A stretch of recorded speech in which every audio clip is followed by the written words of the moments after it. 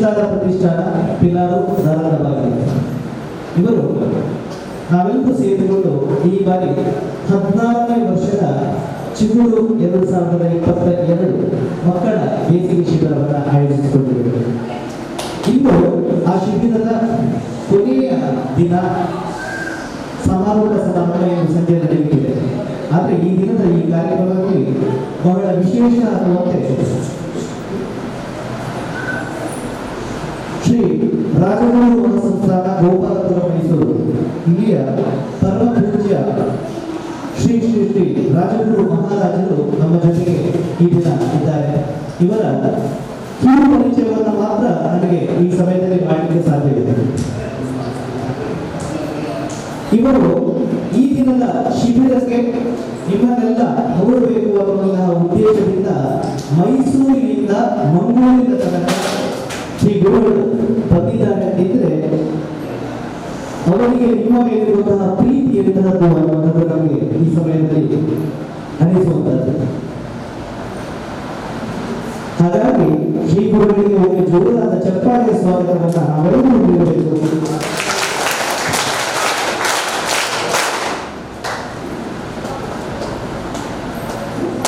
ಶ್ರೀ ರಾಜಗುರು ಮಹಾಸಂಸ್ಥಾನ ಗೋಪಾಲಪುರ ಇಲ್ಲಿ ಧಾರ್ಮಿಕ ಕಾರ್ಯಕ್ರಮಗಳ ಜೊತೆಯಾಗಿ ಸಾಮಾಜಿಕವಾಗಿ ಸಮಾಜದ ಚಿಂತನೆಗಳಿಗೆ ಸ್ಪಂದಿಸುವಂತಹ ಒಂದು ಕಾರ್ಯಕ್ರಮಗಳನ್ನು ಕೂಡ ನಡೆಸಿಕೊಂಡು ಬಂದಿದ್ದಾರೆ.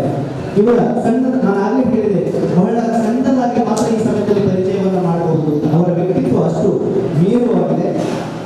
ಇವರು ತಮ್ಮ ಧಾರ್ಮಿಕ ಕಾರ್ಯಕ್ರಮಗಳ ಜೊತೆಯಾಗಿ ಅಶಕ್ತರಾದಂತಹ ಎಷ್ಟೋ ಬಡ ವಿದ್ಯಾರ್ಥಿಗಳಿಗೆ ಯಾರಿಗೆಲ್ಲ ವಿದ್ಯಾಭ್ಯಾಸವನ್ನ ನಮ್ಮ ಆರ್ಥಿಕ ದುಸ್ಥಿತಿಯ ಕಾರಣದಿಂದಾಗಿ ಸಾಧಿಸಲಿಕ್ಕೆ ಸಾಧ್ಯವಾಗ್ತಾ ಇರುವೋ ಅವರೆಲ್ಲರನ್ನ ಸಲಹೆಗೊಂಡು ಅವರಿಗೆ ಆರ್ಥಿಕ ನೆರವುಗಳನ್ನು ನೀಡಿಕೊಂಡು ಹಲವಾರು ಬಡ ಕುಟುಂಬಗಳ ವಿದ್ಯಾರ್ಥಿಗಳಿಗೆ ಶಿಕ್ಷಣವನ್ನ ನೀಡುವಂತಹ ಕೆಲಸವನ್ನ ಮಾಡ್ತಾ ಇದ್ದಾರೆ. ಒಂದು ಬಹಳ ದೊಡ್ಡ ಮಾತಿದೆ, ಸಮಾಜಕ್ಕಾಗಿ ಸಂಘಟನೆಯಲ್ಲ, ಸಮಾಜದಲ್ಲಿ ಸಂಘಟನೆಯಲ್ಲ. ಯಾವುದೇ ಒಂದು ಸಂಘಟನಾ ಶಕ್ತಿಯಾಗಿ ಒಂದು ಸಂಸ್ಥೆ ಬೆಳೆಯಬೇಕು ಅಂತಿದ್ರೆ ಅದು ಯಾವಾಗ ಒಂದು ಸಮಾಜಕ್ಕಾಗಿ ಸಂಘಟನೆಯನ್ನ ಕಟ್ಟಿಕೊಂಡು ಹೋಗುವಂಥದ್ದಲ್ಲ. ನಾವೇನು ಬದುಕ್ತಾ ಇದ್ದೇವೆ ಸಮಾಜದಲ್ಲಿ, ಆ ಸಮಾಜದಲ್ಲಿ ಇದ್ದುಕೊಂಡು ನಾವು ಸಂಘಟನಾತ್ಮಕವಾಗಿ ಬೆಳೆಯಬೇಕು. ಆ ಉದ್ದೇಶಕ್ಕೆ ರಾಜಗುರುಗಳು ಶ್ರೀ ರಾಜಗುರು ಜ್ಞಾನ ಜಾಗೃತಿ ಸಂಸ್ಥೆ ಅನ್ನುವಂತಹ ಅವರ ಪ್ರೇರಣಾ ಶಕ್ತಿಯಿಂದ ನಡೆದಂತಹ ಒಂದು ಸಂಸ್ಥೆ ಈಗ ಕರ್ನಾಟಕ ರಾಜ್ಯದಲ್ಲಿ 9 ಜಿಲ್ಲೆಗಳಲ್ಲಿ ಸಕ್ರಿಯವಾಗಿ ಇಂತಹ ಸಮಾಜಪರ ಚಟುವಟಿಕೆಗಳನ್ನ ನಿರಂತರವಾಗಿ ಮಾಡ್ತಾ ಬಂದಿದ್ದಾರೆ.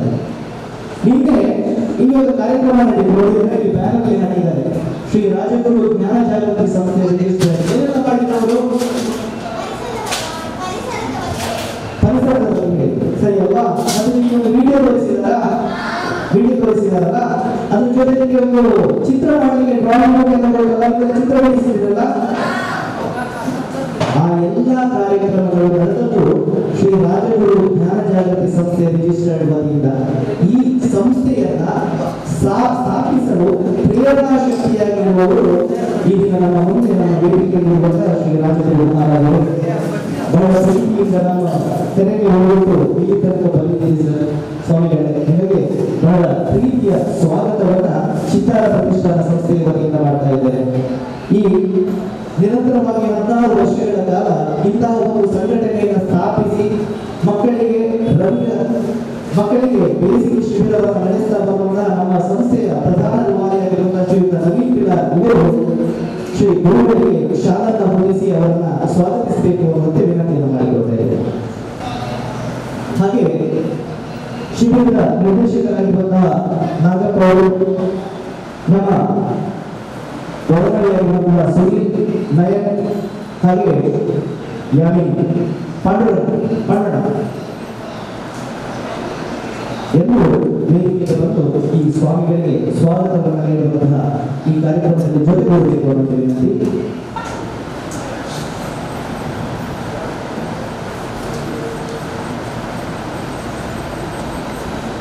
ಮೈಸೂರಿನಿಂದ ಇಲ್ಲಿ ತನಕ ನಮ್ಮ ಮೇಲಿನ ಪ್ರೀತಿಯಿಂದ ಬಂದಿರುವಂತಹ ಸ್ವಾಮೀಜಿಗಳಿಗೆ ಈ ಪ್ರೀತಿಯ ಸನ್ಮಾನವನ್ನ, ಪ್ರೀತಿಯ ಸ್ವಾಗತವನ್ನ ಶಾಲನ್ನು ಹೊರಡಿಸಿ ಪದಪುಷ್ಪಗಳನ್ನು ನೀಡಿ ಹರಾಪಣಿಯೊಂದಿಗೆ ನಾವು ಈ ಸಂದರ್ಭದಲ್ಲಿ ಗೌರವಿಸ್ತಾ ಇದ್ದೇವೆ. ಈ ಅಳಿಲ ಕಾಣಿಕೆಯನ್ನ ವಿಶಾಲ ಹೃದಯದಿಂದ ತಾವು ಸ್ವೀಕರಿಸಬೇಕು ಅನ್ನೋ ವಿನಂತಿಯನ್ನು ಮಾಡಿಕೊಳ್ತಾ ಇದ್ದೇವೆ.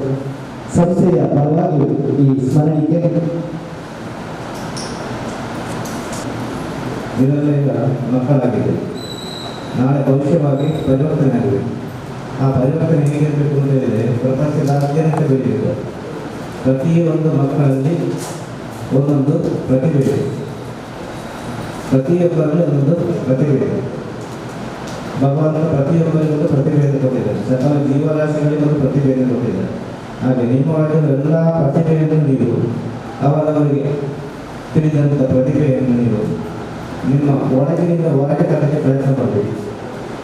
ಆ ಸಮಯದಲ್ಲಿ ಏನಾಗ್ತದೆ ಅಂತ ಹೇಳಿದರೆ ಪ್ರಪಂಚದಾದ್ಯಂತ ಒಂದು ಕೊಡುಗೆಯನ್ನು ಕೊಟ್ಟು ಹೋಗ್ಬೋದು. ನಾವು ಒಂದು ವಿಜ್ಞಾನಿ ಆಗಿರ್ಬೋದು, ಎಲ್ಲ ಒಂದು ದೊಡ್ಡ ಬಿಸ್ನೆಸ್ ಮ್ಯಾನ್ ಆಗಿರ್ಬೋದು, ಒಂದು ಡಾಕ್ಟರ್ ಆಗ್ಬೋದು, ಒಂದು ಸರ್ಜನ್ ಆಗ್ಬೋದು, ಒಂದು ಇಂಜಿನಿಯರ್ ಆಗ್ಬೋದು, ಏನೋ ಒಂದು ಆಗ್ಬೋದು ನಮ್ಮ ಜೀವನದಲ್ಲಿ. ಶಿಕ್ಷಣ ಎಂಬುದು ಬಹಳ ಮುಖ್ಯ. ಮಕ್ಕಳಿಗೆ ಪ್ರತಿಯೊಬ್ಬರಿಗೂ ಶಿಕ್ಷಣ ಎಂಬುದು ಬಹಳ ಮುಖ್ಯ. ಶಿಕ್ಷಣ ಇದ್ದರೆ ನಮ್ಮ ಜೀವನ ಚೆನ್ನಾಗಿದೆ. ಇಲ್ಲದೆ ಈ ಪ್ರಪಂಚ ಅಂಧಕಾರವಾಗಿ ಮಾಡ್ತಾರೆ, ಮೂಢನಂಬಿಕೆಯಿಂದ ಕೂಡಿರುತ್ತದೆ. ಆದ ಕಾರಣ ನಮಗೆ ಶಿಕ್ಷಣ ಬಹಳ ಮುಖ್ಯವಾದ ವಿಷಯ. ಆದ ಕಾರಣ ಶಿಕ್ಷಣದ ಮೇಲೆ ಎಲ್ಲರೂ ಬಹಳಷ್ಟು ಗಮನವನ್ನು ಕೊಡಬೇಕು. ಎಲ್ಲ ಪ್ರೀತಿಯ ಮಕ್ಕಳಿಗೆ ಹೇಳುವಂಥ ವಿಷಯ ಇದೆ. ಸಣ್ಣ ಮಕ್ಕಳಿದ್ದಾರೆ, ದೊಡ್ಡವರಿದ್ದಾರೆ, ಅರ್ಥ ಆಗುವವರಿದ್ದಾರೆ, ಎಲ್ಲರಿದ್ದಾರೆ. ಹಾಗೆ ಚಿತ್ತಾರ ಶಿಬಿರವಿದ್ದಾರೆ. ಈ ಪ್ರಪಂಚದಲ್ಲಿರುವ ಎಲ್ಲ ಮಕ್ಕಳಿಗೆ, ಇಲ್ಲಿರುವ ಮಕ್ಕಳಿಗೆ ಮಾತ್ರ ಅಲ್ಲ, ಪ್ರಪಂಚದಲ್ಲಿರುವ ಎಲ್ಲ ಮಕ್ಕಳಿಗೆ ಕೊಡುವ ಸಂದೇಶ ಏನು ಹೇಳಿದರೆ, ಪ್ರಪಂಚದಲ್ಲಿ 5 ವಿಧವಾದ ದೇವರಿದ್ದಾರೆ. 5 ವಿಧವಾದ ದೇವರಿದ್ದಾರೆ ನನಗೆ ತಿಳಿದ ಮಟ್ಟಿಗೆ. ಆ ದೇವರನ್ನು ನಾವು ಬಹಳಷ್ಟು ಪೂಜಿಸಬೇಕು. ಮೊದಲನೇ ದೇವರು ಯಾರು ಅಂತ ಹೇಳಿದರೆ ಅಮ್ಮ, ಎರಡನೇ ದೇವರು ಯಾರು ಅಂತ ಹೇಳಿದರೆ ಅಪ್ಪ, ತಾಯಿ, ತಂದೆ, ಆದಿ ಗುರು. ಅವರು ನಮಗೆಲ್ಲ ವಿಚಾರವನ್ನು ಹೇಳಿಕೊಡಬೇಕು. ಈ ಪ್ರಪಂಚದಲ್ಲಿ ಮನಪೂರ್ವಕವಾಗಿ ಆಶೀರ್ವಾದ ಮಾಡುವ ದೇವರು ಯಾರು ಅಂತ ಹೇಳಿದರೆ ಅವರ ಅಪ್ಪ ಅಮ್ಮ ಮಾತ್ರ, ಬೇರೆ ಯಾರು ಸಾಧ್ಯ ಇಲ್ಲ. ಅವರವರ ಅಪ್ಪ ಅಮ್ಮ ಮಕ್ಕಳನ್ನು ಶಾಲೆಗೆ ಕಳಿಸಬೇಕು ಅಂತ ಹೇಳಿದರೆ, ಒಂದು ಎಜುಕೇಶನ್ ಕೊಡಬೇಕು ಅಂತ ಹೇಳಿದರೆ ಅದೆಷ್ಟು ಕಷ್ಟ ಮಾಡ್ತಾರೆ ಅಂತೇಳಿ ಅಪ್ಪ ಅಮ್ಮಗೆ ಮಾತಾಡೋದು. ನನ್ನ ಮಕ್ಕಳು ಚೆನ್ನಾಗಿರ್ಬೇಕು, ತಾನು ನೋಡುವ ವಿಷಯವನ್ನೆಲ್ಲ ನನ್ನ ಮಕ್ಕಳು ನೋಡಬೇಕು ಎಂಬ ವಿಚಾರ. ಹಾಗೆ ಪ್ರಪಂಚದಲ್ಲಿ ಮನಪೂರ್ವಕವಾಗಿ ಆಶೀರ್ವಾದ ಮಾಡುವ ದೇವರು ಯಾರು ಅಂತ ಹೇಳಿದರೆ ಅಪ್ಪ ಅಮ್ಮ ಮಾತ್ರ. ಅದಾದ ಮೇಲೆ ನನಗೆ ಜೀವನದ ಎಷ್ಟೋ ಗುರುಗಳು ಸಿಗ್ತಾರೆ. ಶಾಲೆ ಕಲಿಕೆ ಗುರುಗಳು ಸಿಗ್ತಾರೆ, ಉದ್ಯೋಗ ಮಾಡಲಿಕ್ಕೆ ಗುರುಗಳು ಸಿಗ್ತಾರೆ, ಅನೇಕ ರೀತಿಯ ಗುರುಗಳು ಸಿಗ್ತಾರೆ. ವಿಚಾರ ಹೇಳಿ. ಆಗ 3 ದೇವರು ನಾವು ನೋಡಿದ್ದೇವೆ, ತಾಯಿ, ತಂದೆ, ಗುರು. 4ನೇ ದೇವರು ಯಾರು? ಅತಿಥಿಗಳು, ಮನೆಗೆ ಬರುವ ಅತಿಥಿಗಳು, ನೆಂಟರು, ಗೆಸ್ಟ್. ಅವರೆಲ್ಲ ನಾವು ಬಹಳಷ್ಟು ಪ್ರೀತಿಯಿಂದ ನೋಡಿಕೊಳ್ಳಿಕ್ಕೆ ಕಲಿಬೇಕು.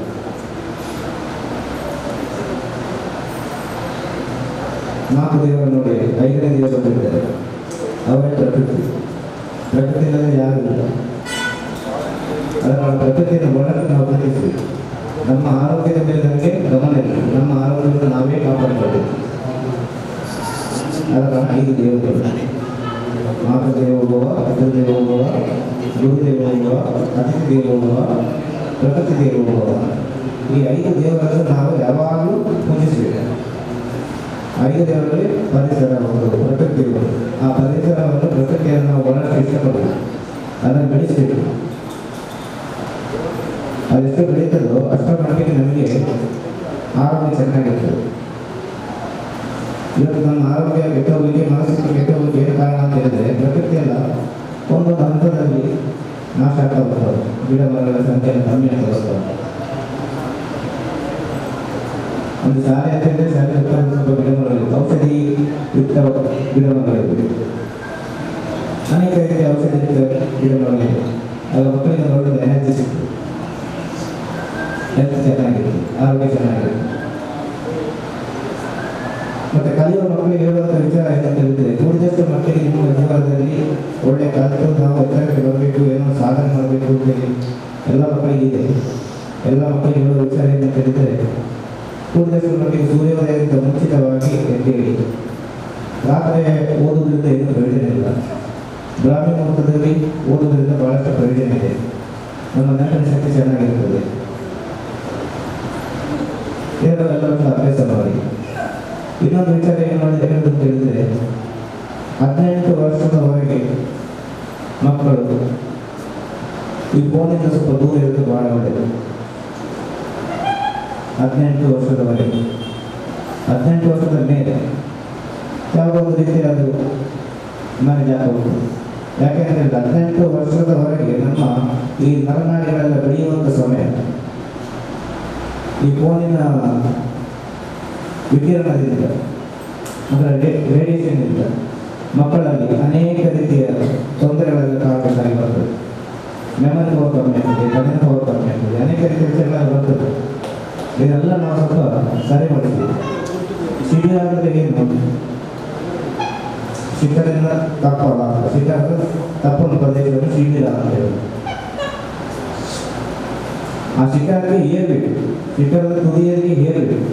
ಶಿಬಿರದಲ್ಲಿ ಏನನ್ನು ನಾವು ಕಲ್ತಿದ್ದೇವೆ ಅದನ್ನೆಲ್ಲ ಸೇರಿಸಿ ನಮ್ಮ ಜ್ಞಾನವನ್ನು ನಾವು ಮೇಲೆ ತೆಗೆದುಕೊಂಡು ಹೋಗುವ ನಾವು ಶಿಖರದ ತುದಿಯಲ್ಲಿ ಇರ್ತೇವೆ, ತುತ್ತ ತುದಿಯಲ್ಲಿ ಇರ್ತೇವೆ. ಆದ ಕಾರಣ ನಾವು ಶಿಬಿರ ಎಲ್ಲ ಮಾಡೋದ್ರಿಂದ ಒಂದು ಒಳ್ಳೆಯ ಒಂದು ರೀತಿಯ ಒಬ್ಬೊಬ್ಬರ ಪ್ರತಿಭೆಯನ್ನು ಪರಸ್ಪರ ಒಬ್ಬರಿಗೆ ಅದನ್ನು ಹಂಚಿಕೊಂಡಿದ್ದಾರೆ.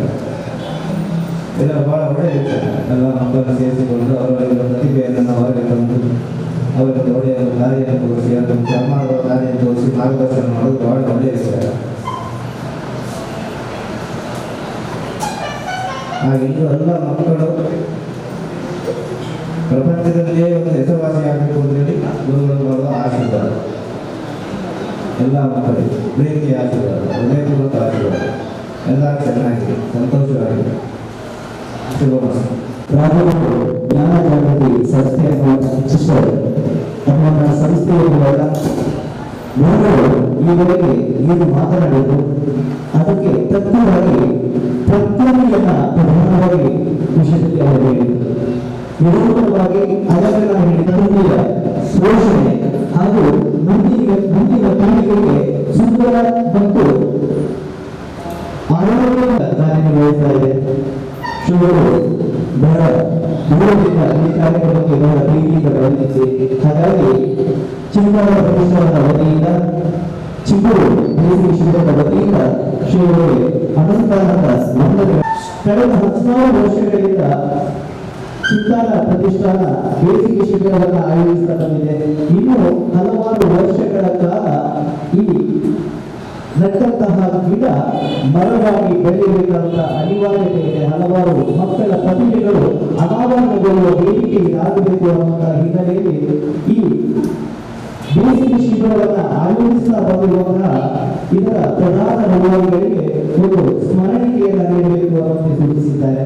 ಆ ಹಿನ್ನೆಲೆಯಲ್ಲಿ ಶ್ರೀಯುತ ನವೀನ್ ಕಿಲಾರ್ ಅವರು ಗುರುಗಳಿಂದ ಪ್ರಸಾದ ರೂಪದಲ್ಲಿ ಹೂವಿನವನ್ನು ಪಡೆದುಕೊಳ್ಳಬೇಕು ಅನ್ನುವಂತೆ ವಿನಂತಿಯನ್ನು ಮಾಡಿಕೊಳ್ತಾ ಇದ್ದಾರೆ. ದಯವಿಟ್ಟು ನವೀನ್ ಕಿಲಾರ್ ಅವರು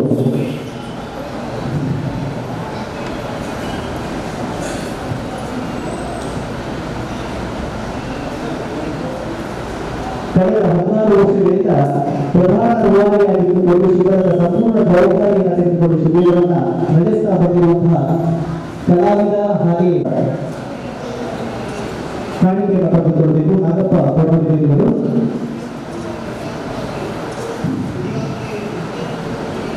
ಮತ್ತೊಬ್ಬ ನಮ್ಮ ಜೊತೆಗಿರುವಂತಹದ್ದು ಶ್ರೀಯುತ ಸುನಿಲ್ ಕುಮಾರ್ ಅವರು ಅಕ್ರಾಮದ ನಿವಾಸಿಯಾಗಿದ್ದುಕೊಂಡು ಸಮಾಜ ಸಂಘಟನೆಯಾಗಿದ್ದುಕೊಂಡು ದಿನೇಶ್ ಬಳ್ಳಾರಿ ಇವರ ಚಾರಣ ಸಂಘಟನೆಗಳಲ್ಲಿ ನಿರಂತರವಾಗಿ ಹಲವಾರು ಪ್ರದೇಶಗಳಿಗೆ ಚಾರಣವನ್ನು ನಡೆಸ್ತಾ ಬಂದಿರುವಂತಹ ಹವ್ಯಾಸವನ್ನು ಹೊಂದಿರುವವರು.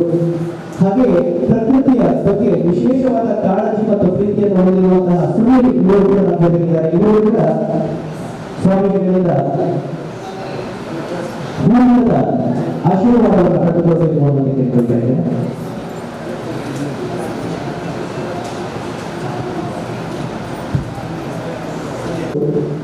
ಗುರುಗಳಿಂದ ಈ ಆಶೀರ್ವಾದವನ್ನು ಪಡೆದುಕೊಳ್ಳಬೇಕು ಅನ್ನೋದಕ್ಕೆ ಕೇಳಿಕೊಳ್ತಾ ಇದ್ದೇನೆ.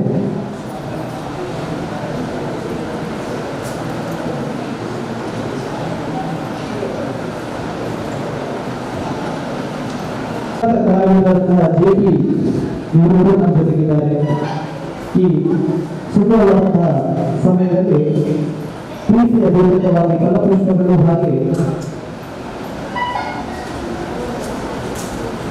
ಹೂವಿನ ಗಿಡವನ್ನು ನೀಡುವುದರ ಮೂಲಕ ಧನ್ಯವಾದಗಳನ್ನು ನಾವು ಸಮರ್ಪಿಸ್ತಾ ಇದ್ದೇವೆ.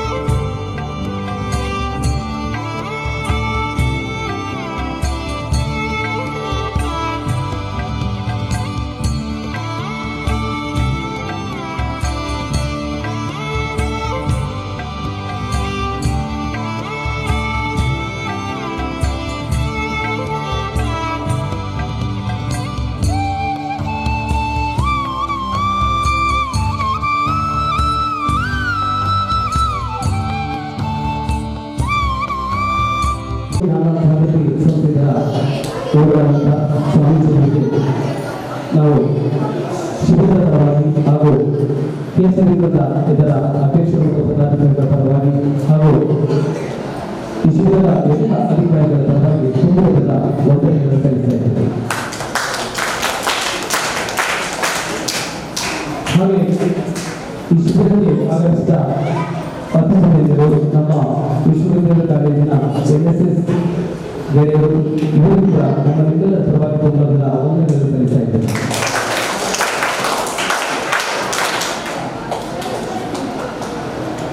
ಹಾಗೂ ಮಾಧ್ಯಮ ವಿತರಕ ಶ್ರೀ